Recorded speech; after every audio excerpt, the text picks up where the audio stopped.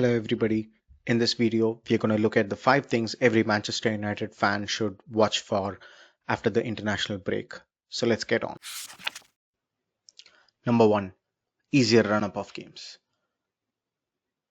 Manchester United are playing Southampton this weekend away, then followed by a midweek game against Barnsley at home, then a away game over the next weekend at Crystal Palace, and a home game against FC Twente um, in the Europa League. And the last weekend on Sunday, we're playing Tottenham in Old Trafford as well. So out of this, Ten Hag needs to win most of the games. It's not going to be easy. So even a just promoted team like Southampton, if you've looked at the last 3 games that they played in the Premier League, they had a roughly about 65% possession. So they're a high possession team, highly impactful in the midfield because they use a 3-5-2 formation. We look at that more in detail, but these are must-win games for Ten Hag. It's not an easy game with Southampton, but this is a must-win. We've already lost 2 games, and against a cup game against a League One side, Barnsley should be an easy one. Should be time for rotational players like Maguire and Toby Collier to actually play a lot more minutes, and Lindelof as well if he's fit. Then we go away to Crystal Palace. This is not an easy fixture. Last season, if you remember, it was not an easy game for us. Then again, a home game against FC Twente. They haven't started out really well. They're standing at 11th position in the Eredivisie. So should be again rotational minutes for players like Anthony Collier and Maguire.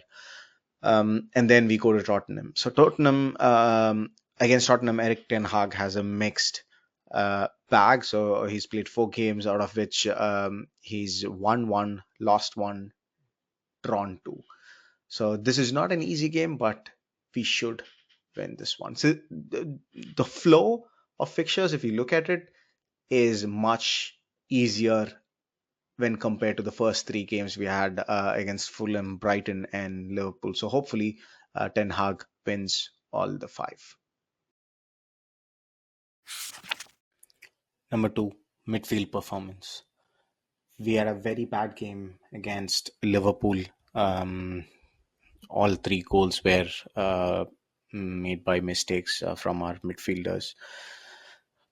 So Casemiro in particular had a very bad game. But to be honest, unlike most other news channels and sources, I'm actually backing Casemiro to come back. He's a great player. If you looked at the first 2 games, he was one of the best players for us on the pitch. He really had a bad game, of course. That goes without saying. But then every player has bad games. So I think he's gonna back himself and he's gonna show up and on why he's been such a prominent midfielder over the last let's say 5-10 years in the number 6 position. And along with that, let's not forget we have Manuel Ugarte, who's joined us and who is not ready to play against Liverpool, but now after the international break, he should be ready. He's fit. He's a lot of minutes for his international team as well. So it's going to be a competition for the number 6 position. In addition to that,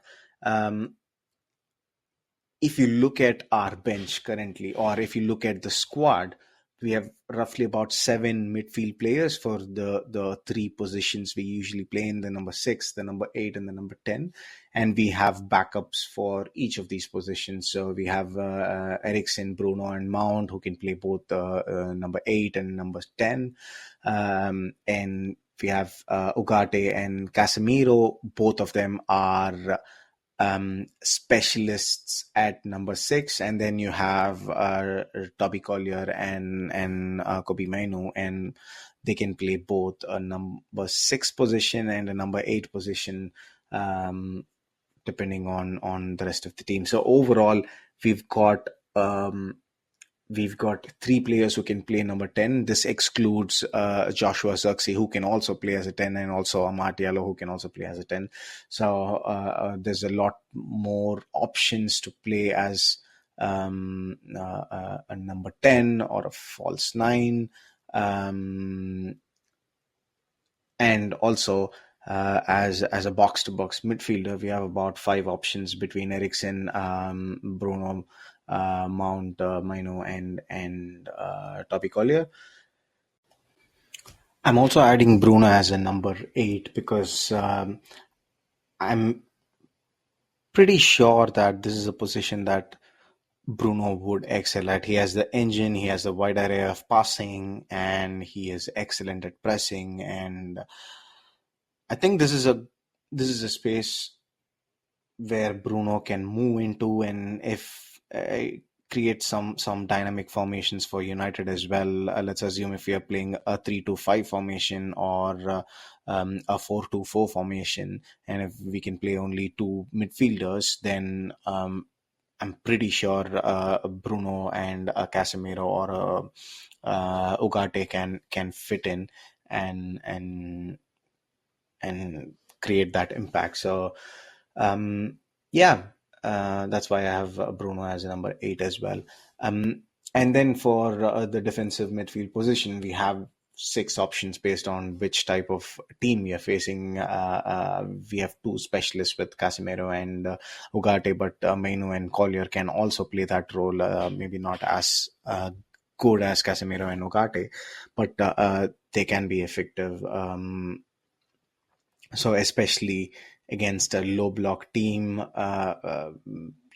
when you don't need so much of defensive cover, and if you're playing in a 3-5 formation, um, and you want to sacrifice a defensive midfielder for an attack player, then if you have quick defenders like maybe Lenny or on the right hand side, then it gives you the option to play a Collier or a Mainu along with Bruno, so in the midfield. So that's an option as well. So overall, midfield not our strongest area so far in the last three games, and hopefully it gets better after the break.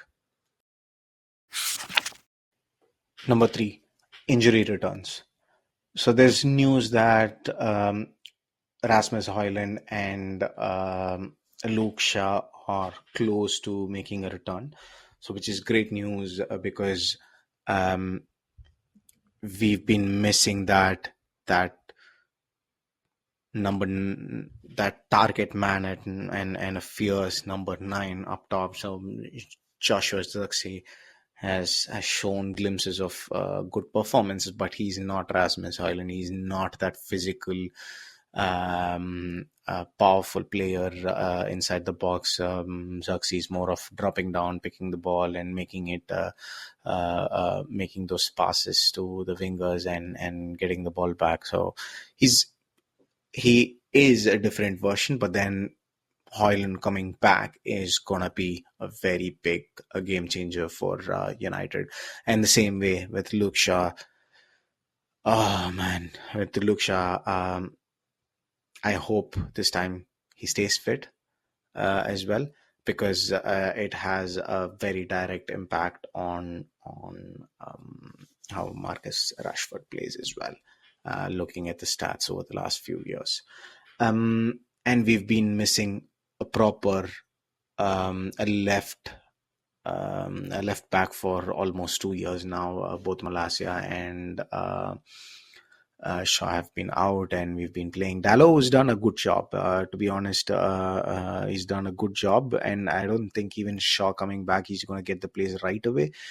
He has to battle it out with Mazraoui and Dallo to get that left back, because I think there might be cases where Ten Hag might swap between Dalu and Mazraoui on the left and right back. So Shaw needs to perform and show his fitness to get back. And I'm also looking forward to Malacia and Lenny Yoro. They're slightly going to take longer. Malacia, I think he is not fit, like physically fit to play. I'm not sure it's the injuries. I think because he's been on his on most of the pictures which is being taken at the Carrington. He's training. I think because he was injured.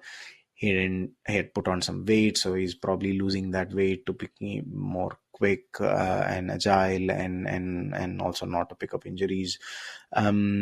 So he's a player that I'm looking forward to having back in the squad as well, and also Lenny Yoro.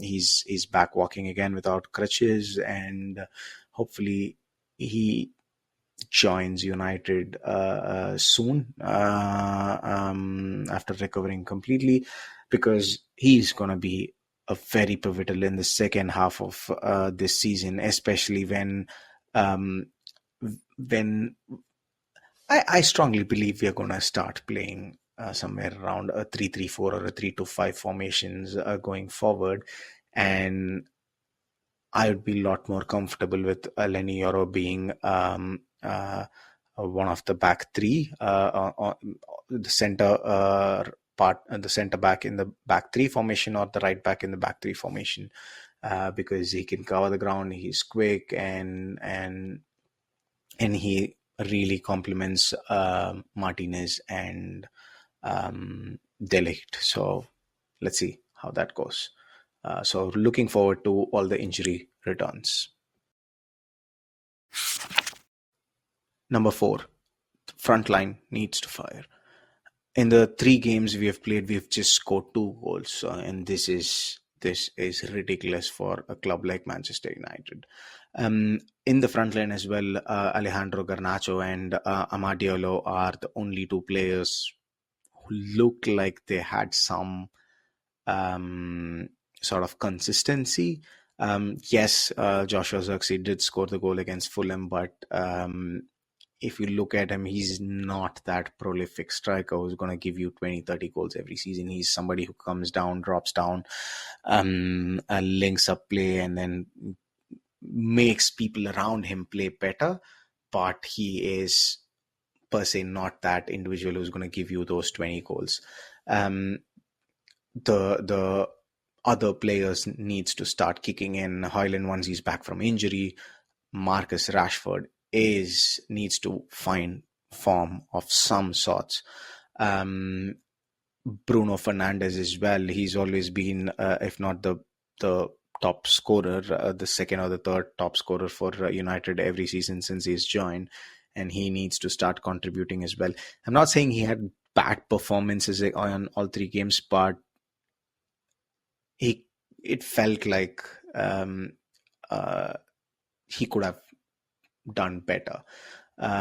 This is because of his own doing. He has set such high standards over the last few seasons that even an average game for Bruno, then people will start noticing. And of course, Joshua Zirkzee as well. He needs to start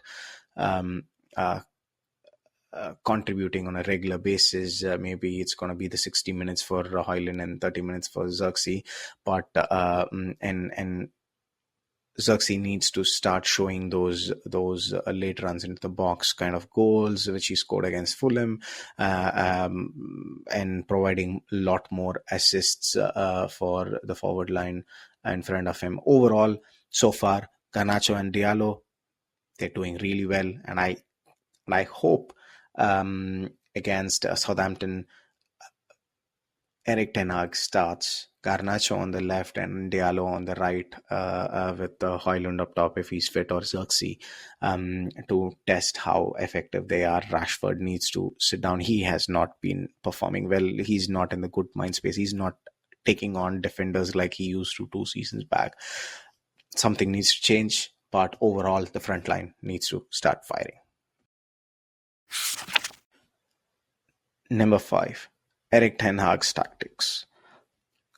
So unlike last season, this season we feel like we are playing to a philosophy. There is something we are holding a lot more position. Yeah, most of the goals during the games came from player errors.